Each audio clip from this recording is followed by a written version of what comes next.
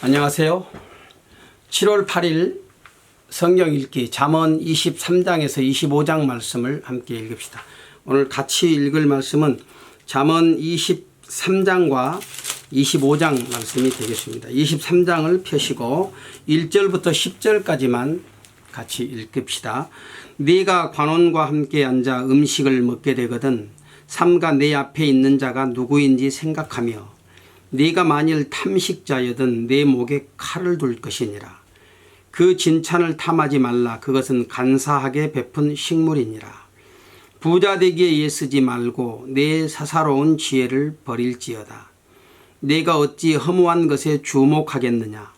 정령이 재물은 날개를 내어 하늘에 나는 독수리처럼 날아가리라. 악한 눈이 있는 자의 음식을 먹지 말며 그 진찬을 탐하지 말지어다. 대저 그 마음의 생각이 어떠하면 그 위인도 그러한즉 그가 너더러 먹고 마시라 할지라도 그 마음은 너와 함께하지 아니함이니라. 네가 조금 먹은 것도 토하겠고 내 아름다운 말도 헛된 대로 돌아가리라. 미련한 자의 귀에 말하지 말지니 이는 그가 네 지혜로운 말을 업신여길 것임이니라. 옛 지게석을 옮기지 말며 외로운 자식의 밭을 침범하지 말지어다. 이 탐심의 문제를 좀 다루고 있습니다. 거기 2절에 보면 내가 만일 탐식자이든 내 목에 칼을 두라 그랬죠. 음식을 탐하는 사람이거든 목에 칼을 두라 그랬습니다. 먹는 것 사람의 몸을 위해서 참 중요하지요.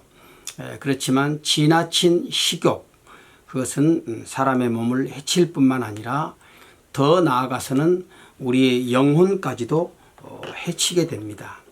먹을 것을 보고 참지 못하고 절제하지 못하는 사람은 결국 그것에 노예가 되어서 탐욕으로 인해서 자신을 망치게 되는 그런 결과를 가져올 수 있다고 하는 것입니다. 우리가 잘 알고 있듯이 창세기에 그 사냥에서 돌아온 에서가 그 허기진 배 굶주림을 참지 못하고 그래서 자기의 장자의 권리를 팥죽 한 그릇에 팔아 넘겨버렸던 그런 일을 기억하고 있지 않습니까?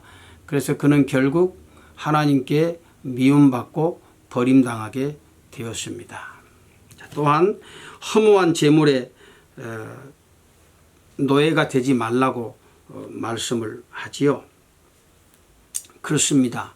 재물은 우리가 이 땅을 살아가는 데 있어서 정말 필요한 것입니다. 그래서 모든 사람들이 다 그것을 얻기 위해서 애써서 수고하지 않습니까? 그러나 이 재물이 우리의 필요의 대상을 넘어서 그것이 탐욕의 대상이 되어지면 그때는 곤란한 문제가 생깁니다.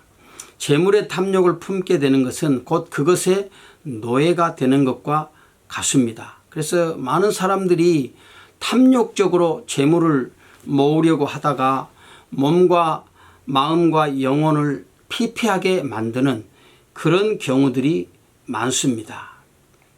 오늘 우리에게 있어서 많이 가진 것보다 중요한 것은 그 나에게 주어진 재물을 청지기 의식을 가지고 잘 사용하는 것입니다. 그래서 재물의 노예가 되지 말고 그것을 다스릴 때 그 안에 진정한 자유가 있게 되는 것이죠. 그 다음에 10절에도 말씀합니다. 옛 지게석을 옮기지 말고 외로운 사람의 밭을 침범하지 말라고 합니다. 이것도 역시 탐심에 대한 경계의 말씀이지요. 정직과 성실로서 소득을 얻기보다는 거짓과 사기로 이익을 얻으려고 하는 사람들이 참 많습니다. 하나님은 불의한 방법으로 다른 사람의 소유를 탐내지 말라고 하지요. 탐심 자체가 하나님 앞에서 죄가 되는 것입니다. 하나님께서 필요를 따라 각 사람들에게 복을 나누어 주셨습니다. 오늘 우리는 우리 자신에게 주어진 것으로 인해서 만족하고 또 그것을 기쁘게 누려야 됩니다. 그럴 때 그 안에 참된 행복이 있습니다. 필요한 것이 있으면 오늘 하나님께서 주신 건강과 또 재능과 여러 가지 지혜와 지식을 가지고 열심히 수고해서 얻으면 됩니다. 그 얻은 것들을 누리며 살아가면 되는 것이죠. 남의 것에, 내가 수고하지 않는 것에 탐욕을 품는 그런 어리석은 일은 행하지 않아야 되겠습니다. 자, 이어서 우리 25장을 함께 읽읍시다. 25장 넘어가서요. 1절부터 같이 읽겠습니다. 25장 1절부터 16절까지 함께 읽읍시다. 이것도 솔로몬의 잠언이요 유다왕 히스기야의 신하들의 편집한 것이니라. 이를 숨기는 것은 하나님의 영화요 이를 살피는 것은 왕의 영화니라. 하늘의 높음과 땅의 깊음같이 왕의 마음은 헤아릴 수 없느니라. 은에서 찢기를 제하라.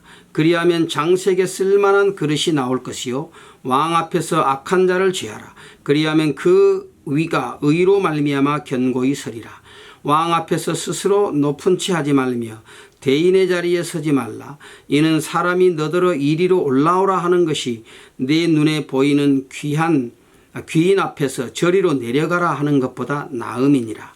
너는 급거히 나가서 다투지 말라. 마침내 내가 이웃에게 욕을 보게 될 때에 내가 어찌할 줄을 알지 못할까 두려우니라. 너는 이웃과 다투거든 변론만 하고 남의 은밀한 일은 누설하지 말라. 듣는 자가 너를 꾸짖을 터이요 또 수욕이 내게서 떠나지 아니할까 두려우니라. 경우에 합당한 말은 아로새긴 은장반의 금사관이라. 슬기로운 자의 책망은 청종하는 귀의 금고리와 정금 장식이니라.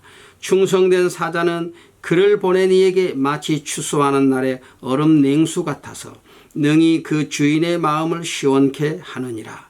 선물한다고 거짓 자랑하는 자는 비 없는 바람 같으니라. 오래 참으면 관원이 그 말을 용납하나니 부드러운 혀는 뼈를 꺾느니라. 너는 꿀을 만나거든 조카리만큼 먹으라. 과식함으로 토할까 두려우니라. 여기 11절에 보면 경우에 합당한 말은 아로새긴 은쟁반의 금사과다. 참 아주 귀한 표현입니다. 이 참 말이 중요하지 않습니까? 그런데 그 말을 하는데 때에 적절한 말을 해야 됩니다. 그래서 때에 적절한 말을 오늘 성경은 황금사과에 비유하고 있지요. 그러니까 말을 많이 하는 것보다 중요한 것은 경우에 맞는 말을 하는 것입니다. 그게 훨씬 더 가치 있는 것이죠. 상황에 맞는 적절한 말 한마디가 듣는 사람의 마음에 깊이 박히고 또 큰 감동을 선사하게 됩니다. 이 경우에 합당한 말을 하기 위해서는 우리가 먼저 상대방의 말을 잘 들어야 됩니다. 이 듣는 훈련이 잘 돼 있어야 돼요. 그래서 다른 사람의 말을 듣지 않고 조급한 마음으로 말을 하게 되면 결국은 허물을 면하기 어렵게 되는 것이죠. 자, 그 다음에 13절 보세요. 13절에 충성된 사자는 사신을 말하죠. 충성된 사신은 주인의 마음을 시원케 한다고 말씀하고 있지 않습니까? 그래서 참 아주 적절한 그런 표현을 하고 있어요. 마치 보낸 이에게 추수하는 날에 얼음 냉수 같아서. 여러분 그 추수할 때 날은 덥지요. 땀이 흐르고 힘든 일을 할 때 그 시원한 물 한 잔 마시는 것 얼마나 우리 마음을 참 이렇게 시원하게 하고 또 피로를 풀어주는 그런 역할을 하지 않습니까? 바로 이 충성된 사신이 주인에게 그런 역할을 한다 이렇게 말씀을 합니다. 보냄을 받은 사람은 보낸 자에게 언제나 충성해야 됩니다. 어떤 경우든지 보낸 사람의 그 진심을 제대로 전달해야 될 책임이 보냄 받은 자에게 있는 것이죠. 자, 이런 사람은 마치 추수하는 날에 마시는 얼음 냉수처럼 주인의 마음을 기쁘게 한다 그랬어요. 주인은 이렇게 해라 하고 일러서 보냈는데 가서 전달할 때 자기 마음에 나는 대로 자기 생각대로 이야기해 버리면 되겠습니까? 그러면 안 되는 것이죠. 마찬가지입니다. 우리가 하나님 앞에 우리의 참 주인이신 주님 앞에서 살아갈 때에 그 주님께서 하신 말씀, 주님께서 부탁하신 것들을 우리는 가감없이 참 신실하게 잘 받들어서 순종해야 되는 것이죠. 또 거기 25장 26절에 보면 너는 꿀을 만나거든 조카리만큼 먹으라 과식함으로 토할까 두려우니라 그랬어요. 꿀은 입에 달고 또 먹으면 몸에도 좋고 신속하게 이렇게 원기를 회복시켜주는 그런 역할을 하지 않습니까? 그런데 아무리 좋은 것도 지나치면 오히려 우리 몸에 해가 될 수 있습니다. 그러니까 절제해야 됩니다. 과유불급이라는 말이 있죠. 그렇습니다. 지나치면 오히려 모자람만 못하다는 그런 말이죠. 삶을 통해서 누리는 재미도 그렇습니다. 무엇이든지 적당하게 해야 됩니다. 재미있다고 해서 자기 자신의 어떤 욕구를 절제하지 못하고 과욕을 부리게 되면 오히려 해가 되는 거예요. 이것은 우리의 영적인 삶에서도 예외가 아닙니다.